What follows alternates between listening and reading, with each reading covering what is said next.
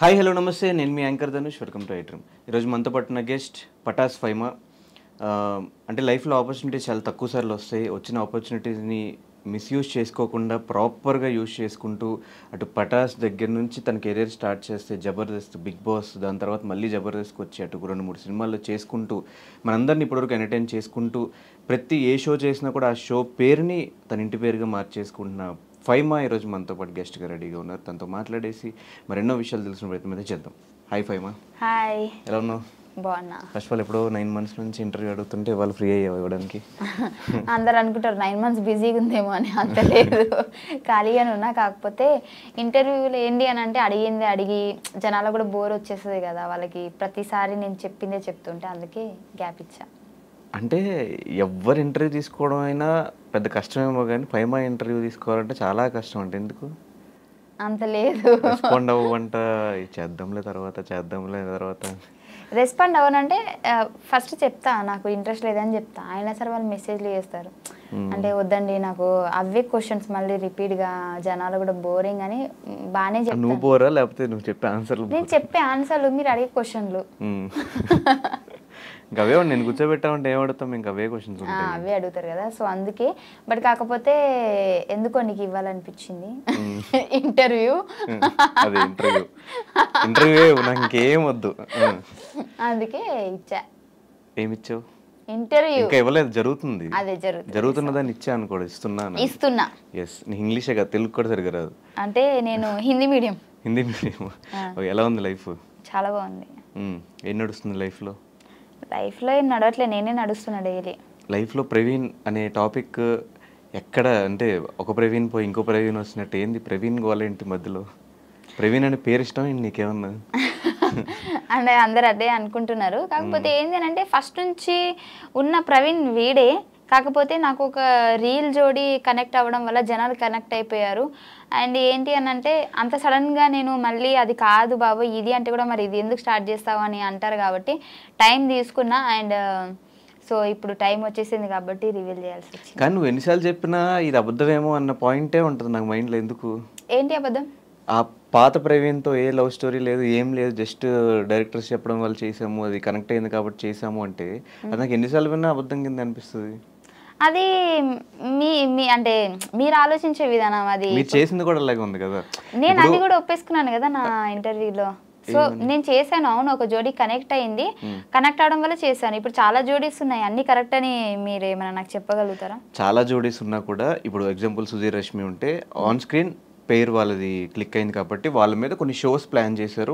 పెళ్లి చేసినా ఏం చేసినా కూడా షో కాన్సెప్ట్ వరకు షోస్లోనే ప్లాన్ చేశారు. కానీ వాళ్ళిద్దరూ బయటకు వచ్చి సపరేట్గా ఒక ఇంటర్వ్యూలో కూర్చుని మేమిద్దరం లవ్ చేసుకుంటున్నాం, మా ఇద్దరు లవ్ ఇలా స్టార్ట్ అయింది, మేమిద్దరం లవ్ స్టార్ట్ అయింది అలా ఏం చెప్పలేండి, మా జర్నీ ఇలా స్టార్ట్ అయింది అని మాత్రమే చెప్పుకున్నాం. సో ఏంటి అని అంటే మాకు బేసిక్గా అంత పెద్ద సెలబ్రిటీస్ అయితే మేము కాదు, మాకు అంతంత పెద్ద పేమెంట్లు కూడా ఏం రావు. సో ఇద్దరు అండర్స్టాండింగ్ తోటి ఇద్దరికి ఫర్దర్గా బాగుండాలి ఫ్యూచరు, జనాలు కనెక్ట్ అయ్యారు కాబట్టి ఇద్దరు అంటే వాడి నోట్లో నుంచి వచ్చింది, నా నోట్లో నుంచి వచ్చింది. నేనే ఏమంటారు వాంటెడ్గా డబ్బుల కోసం అరే నువ్వు నా కోసం ఇలా చేరా అలా చేరా నేను ఎప్పుడు చెప్పలేదు. వాడు చెప్తే నేను చేశాను, నేను చెప్తే వాడు చేశాడు, అంతే. యూట్యూబ్లో నీ దాంట్లో కూడా నీ ఛానల్లో కూడా వీడియోస్ కూడా అది కూడా కాన్సెప్ట్ కోసమే, అన్ని కాన్సెప్టే ఫస్ట్ అనుకుని చేసాం మేము. వాడి దాంట్లో కూడా చాలా చేశాను నేను, నా దాంట్లో వాడు తక్కువ. ఇంకా నా ఛానల్లో, వాడి ఛానల్లోనే వాడి పాత ఛానల్లో చూస్తే పోయింది ఛానల్, బట్ వాడి ఛానల్లో మేము చాలా చేసాం.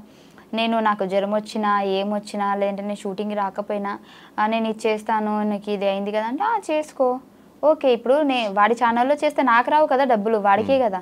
సో వాడి కోసం కూడా నేను ఆలోచించినట్టే కదా. మరి ఆ టైంలో కూడా నీ బాయ్ ఫ్రెండ్ ప్రవీణ్ ఉన్నప్పుడు ఆ టైంలో ప్రవీణ్ ఎందుకు పరిచయం చేయలేదు జనాలకి? నేను చెయ్యలేను, అదే కదా నేను చెప్తున్నాను. జోడీ కనెక్ట్ అయ్యారు. సో ఇప్పుడు సేమ్ ఇదే సిచ్యువేషన్ అక్కడ జరిగేది, ఫస్ట్లో కూడా జరిగేది, కానీ ఇప్పుడు కొద్దిగా లేట్ అయింది అంతే. అప్పుడే ఆ జోడీ కనెక్ట్ అయిన వెంటనే సారీ అండి తన నా లవర్ కాదు ఇది రీల్ జోడీ అని అంటే జనాలు కనెక్ట్ కారు కదా.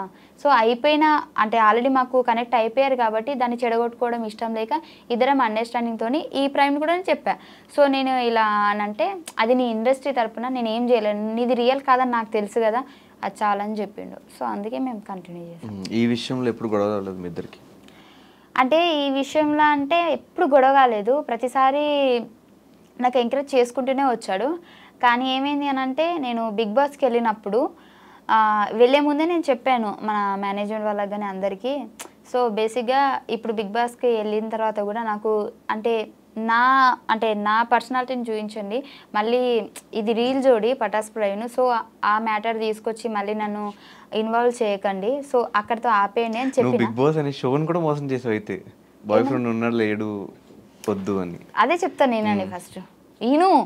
సరే చెప్పు. సో చెప్పి వెళ్ళాను. వెళ్ళిన తర్వాత నాకు సడన్గా ఏంటంటే స్టేజ్ ఎక్కిన తర్వాత నాకు ఒక లెటర్ వచ్చింది.